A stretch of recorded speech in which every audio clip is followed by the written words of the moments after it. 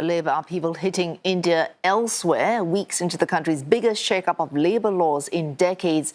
Businesses and workers are still coming to terms with new regulations. Recommended again in Mumbai. Earning a living is a rough ride for Lavkush Pandey. He's a courier for food and grocery apps, scraping together about $200 a month. As a gig worker, Lavkush hadn't been legally entitled to employee benefits, so he's glad that social security provision will finally become mandatory. इसलिए लग रहा है कल के मेरी ज़िंदगी ना रही तो फिर हमारे बच्चों को, माँ बाप को, भाइयों को कौन देखेगा? इसके वजह से सरकार से मेरा निवेदन है कि जो नया कानून चालू हो रहे हैं, नया बेनिफिट हो रहा है चालू, तो वो हम जैसे गरीबों को और हमारे जैसे हजार रहे. The 4 new labour codes will streamline over 1,400 rules into just 350 and modernise colonial-era laws.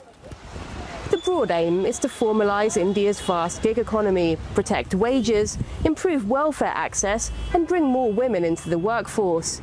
But the devil is in the details, and many details have not yet been worked out, such as rules on minimum wages and lifting restrictions on factory shifts and night work for women. So it will likely be months before the new laws are fully implemented.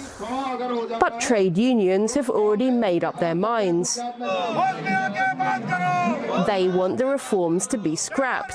Labour code is like just giving away all the workers' right to the corporates. That's our main concern. Modernise करना चाहिए था, लेकिन modernise मजदूरों के हक में करना चाहिए था. Unions fear that it will now be easier to fire people. Previously, companies with more than 100 workers needed approval before they could lay off employees. Now, that threshold is 300.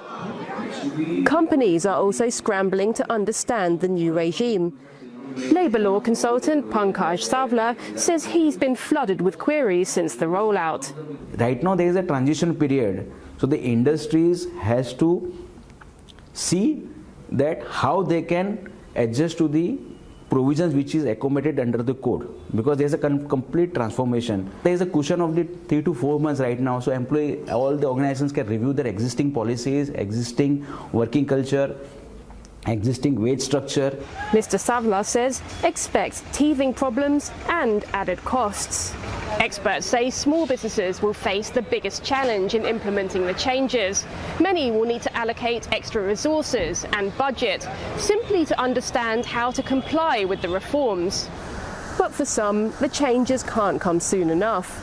The manufacturing sector, which makes up 17% of India's economy and employs about 27 million people, had long complained about the country's outdated laws. Man Industries, which makes carbon steel pipes, welcomes the changes. It would bring in more investments because the laws are more crystallized. It's always, more clarity and transparency always brings in more business. Definitely, it would increase the production cost, and manpower is quite a large amount of operation cost. But it's for everyone, so it doesn't really impact the industry as such. It would just be added on and then passed on to the customer who buys the pipes from us.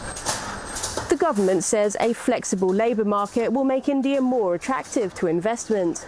Many economists agree, but add that this is just the first in a series of economic reforms that must be made in order to unlock the potential of India's 1 billion-strong working-age population. For CNA, I'm Rebecca Bundhun in Mumbai.